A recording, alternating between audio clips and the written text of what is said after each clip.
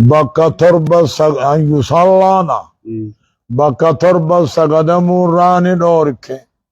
Ilmazbalati mazbalaa jechuun gujufa keessa sagadurraa ni dhoorke. walmajzarati walmajzaraa jechuun bakka horiitti qalan qeeyraa jedhanii bakka horiitti qalan qeeyraa sagadurraa ni dhoorke.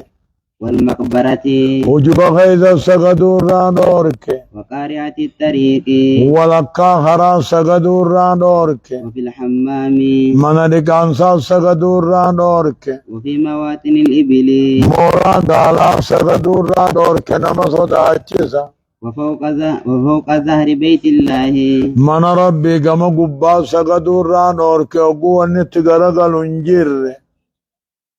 رواه الترمذي وضعفه ترمذي وديس وضعفه ندعيفسه لكن حديث دبر الرقافي لأنهما دين الأمان اتحدا في النهي يجوها دور كاخيسة توقتاني والجبيسني حديث ضعيفني والدمات حسن لغيره جامع حسن لغيره جامع hujjaanni godhamaani bakka kalaama rasuuliin dhagaye يقول rasuulaa ju'uun dhagaye لا تصلوا إلى القبور gama qabrii garagaltaniin sagadina ولا تجلسوا عليها walaa indal qabrii birattis hin sagadina walaa fil qubuuri hujuba keeysattis hin sagadina riwaayaa sadiiba laa tusalluu ila alqubuuri gara qabrii garagaltaniin sagadina walaa inda alqabri tiisi walaa fil qubuuri hujuba keeysattiisi ولا تجلسوا عليها qabri irraas hin taa'ina. رواه مسلم مسلمي وديس إن كان للبول والغائط فالنهي للتحريم وإلا يخين إنهينا التنزيه فقد ثبت أن علي بن أبي طالب اتقى إلى القبور كانت شركة. فإن كان الجلوس للبول والغائط فالنهي للتحريم وإن كان لغيره قد العجبه نهي ينتهن فالنهي للتنزيه. صارم نساء حديث علي فقد ثبت أن علي بن أبي طالب اتقى عليها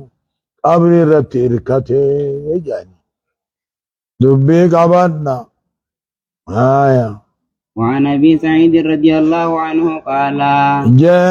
قال رسول الله صلى الله عليه وسلم رسول النجي إذا جاء أحدكم المسجد تقون كيسنقو مسجد دفه فلينظر إلى أن عليه خبيث لمن حلالو فإن رأى في نعله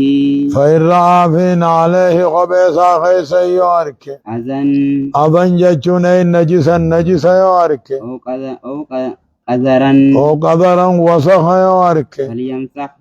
فليمسحه بالتراب بيته رجوجا وليصلي فيهما دوبا خبير من كيس التعسقدوه يو نجس قبات اللهم الريد بيما سيطهر ينا دوبا في الرات سقدا نايا. أخرجه أبو داود وصححه ابن خزيمة. علم خزيمة صحيح قد درجان حديثا صحيحا. وعن أبي هريرة رضي الله عنه قال أبا هريرة نكجو قال رسول الله صلى الله عليه وسلم رسول النجي إذا وتي أحدكم تقون كيسا قدامي الأضاء وسخر نجس الرميلان قبلان قدامي وطهورهما التراب بيو ميسي بوداتي الطهرة ومنقبو. أخرجه أبو داود وصححه ابن حبان. المحبان صحيح قد درجان حديثا صحيحا. وعن معاوية بن الحكم رضي الله عنه قال جابر قال رسول الله صلى الله عليه وسلم رسول النجي إن هذه الصلاة صلاة نهني لا يصلح فيها صلاة غيثة تلو شيء أي لا يوزن فيها صلاة غيثة يمن قدمو شيء واتكلين من كلام الناس دبين ما هي من قدمو إنما هو يجون إنما الكلام المعزوم في حاجة كلام صلاة غيثة يمن قدمو التسبيح سبحان الله ركوع سجودات والتكبير الله أكبر انتقال سسكين ساتي وقراءة القرآن قرآن قرأوا في القوم من أبت غيثتي رواه مسلم أديس وعن زيد بن أكرم رضي الله عنه قال زيد بن أرقم جيبو وعن زيد بن الأرقم رضي الله عنه قال زيد بن أرقم كجو إن كنا لنتكلم في الصلاة إن كنا إني مخففة من الثقيلة واسمها ضمير الشان إنه كان تعاني لنتكلم صلاة غيثة عصاه تر على عهد النبي صلى الله عليه وسلم قافم رسول جروه صلاة غيثة عصاه تر يكلم أحدنا تقون كي صاحب سات دبسا بحاجته حاجة ساتي في دبسا حتى نزلت هم بوتوت حافظوا على الصلوات حافظوا صلاة الرتفة بأدائها في أوقاتها بأركانها وشروطها وواجباتها جتشو صلاة الرتفة جزيران سجدوا تفة والصلاة الوسطى كيساو صلاة عصر الرتفة وقوموا لله قانتين وقوموا نابدنا لله تركم ربي تبدأ قانتين أي ساكتين عن الكلام المنهي عنه جيتشوها كلام نمار رقمو جل صوتها نابدنا هيا فأمرنا بالسكوت فأمرنا ججمنا بهذه الآيات خنام بالسكوت جل صوتي ونهينا عن الكلام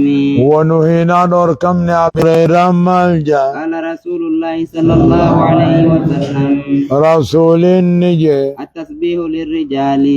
التسبيح سبحان الله يجون إذا ناب المصلي نما سجدت يوغو عدفا سبحان الله جون ديرافي والتصفيق واركا وليندون درافي